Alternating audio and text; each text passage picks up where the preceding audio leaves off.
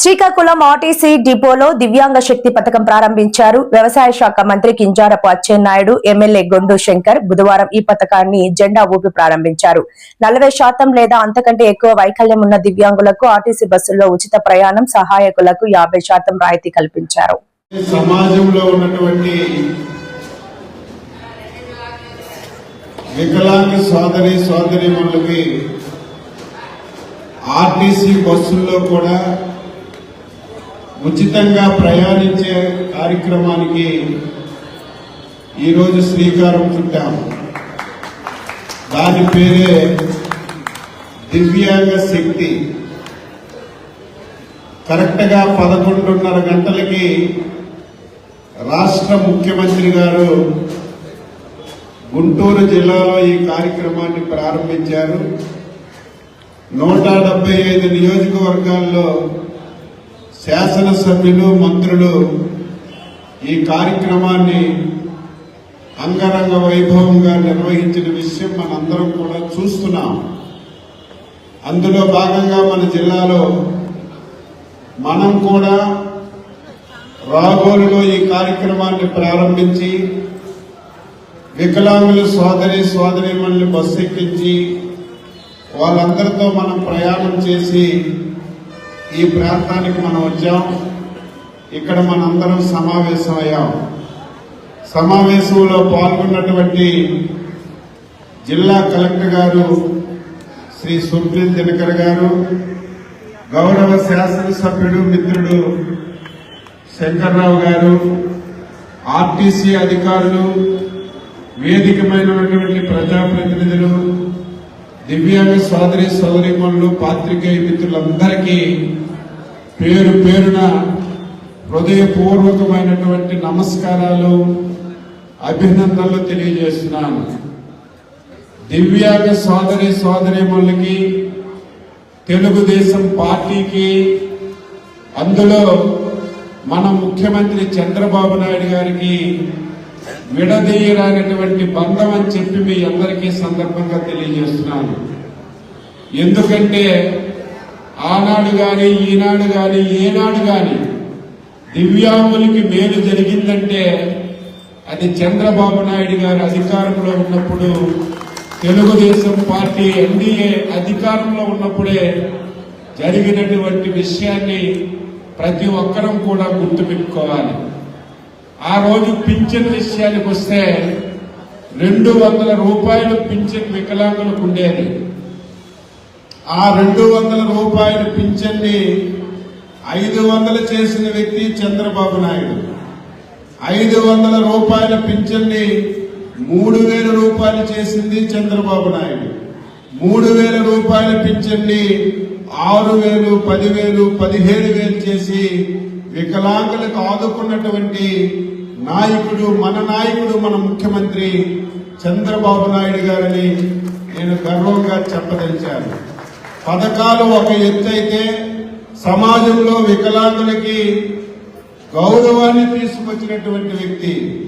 వికలాంగులకు ప్రతి ఒక్కరూ ఈ సమాజంలో వెలివేయబడ్డారనే మాట లేకుండా మనతో కలిసే పుట్టారు. దేవుడు కృప వల్ల కొంతవరకు వాళ్ళకి కొన్ని అవయవాల్లో ఇబ్బంది రావడం వల్ల వారు ఆ రకంగా ఉన్నారు తప్ప వారు కూడా సమాజంలో భాగమని అత్యంత గౌరవంగా కార్యక్రమాలు చేస్తున్న విషయాన్ని ఈ సందర్భంగా మీ అందరికీ తెలియజేస్తున్నాను. మొన్న 2024లో అందరి అభిమానంతో ఎన్డీఏ ప్రభుత్వం అధికారంలోకి వచ్చింది. 21 మాసాలు పూర్తయింది.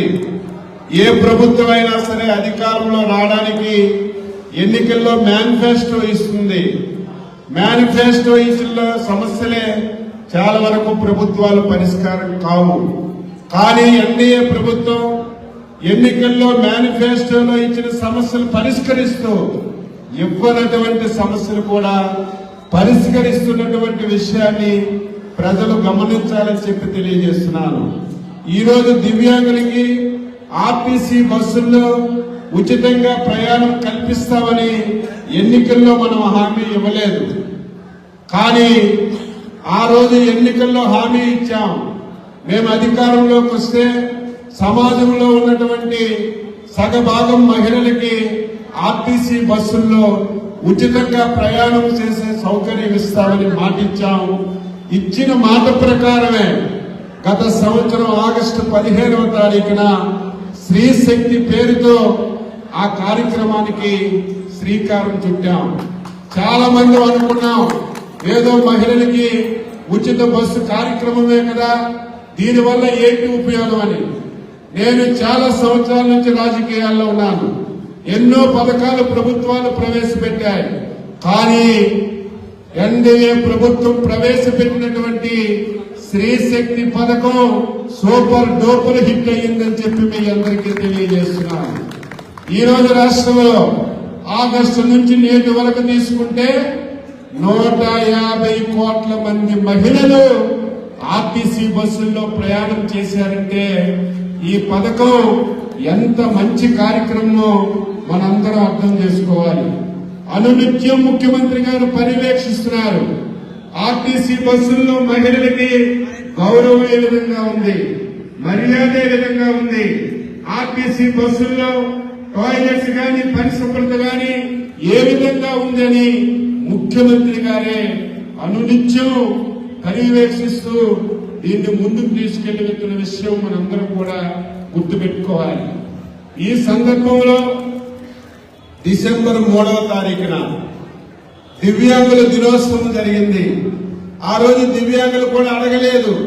కానీ ముఖ్యమంత్రి గారికి ఆలోచన వచ్చి మహిళలకు స్త్రీశక్తి పథకం చాలా బాగా జరిగింది, చాలా హ్యాపీగా ఉన్నారు, దివ్యాంగులకు కూడా ఆర్టీసీ బస్సుల్లో ఉచితంగా ప్రయాణం ఇస్తే బాగుంటుందని ముఖ్యమంత్రి గారికి ఆలోచన వచ్చి డిసెంబర్ 3వ తారీఖున ప్రకటన చేశారు. ఒక ప్రభుత్వం ఒక ముఖ్యమంత్రి ప్రకటన చేసిన తర్వాత ఇంత తొందరగా అమలు చేసినటువంటి కార్యక్రమం దివ్యాంగ శక్తి అని ఈ కార్యక్రమం అని చెప్పి తెలియజేస్తున్నాను. చాలా మంది విమర్శలు చేస్తున్నారు, కొంతమందికి కొన్ని బస్సుల్లో ఇస్తున్నారని. ఈ రోజు మహిళలకైనా దివ్యాంగులకైనా ఆర్టీసీ నడుపుతున్న బస్సుల్లో 80% బస్సుల్లో ఈ రోజు ఉచిత ప్రయాణం ఇస్తున్నాం. ఈ రోజు రాష్ట్రం మొత్తం మీద తీసుకుంటే దివ్యాంగులు 12,70,000 మంది ఉన్నారని అధికారులు అంచనా వేశారు. 12,70,000 మంది ఉంటే ఈ రోజు వరకు 2 లక్షల మంది ఈ రోజు ఆర్టీసీలో బస్సులు పాసులు తీసుకుని ఈ రోజు ఉపయోగిస్తున్నారు. ఈ రోజు ముఖ్యమంత్రి గారు ఎన్డీఏ ప్రభుత్వం ఈ పథకం పెట్టడం వల్ల దాదాపుగా 12.5 లక్షల మంది ఈ కార్యక్రమాన్ని ఉపయోగించుకుంటారు.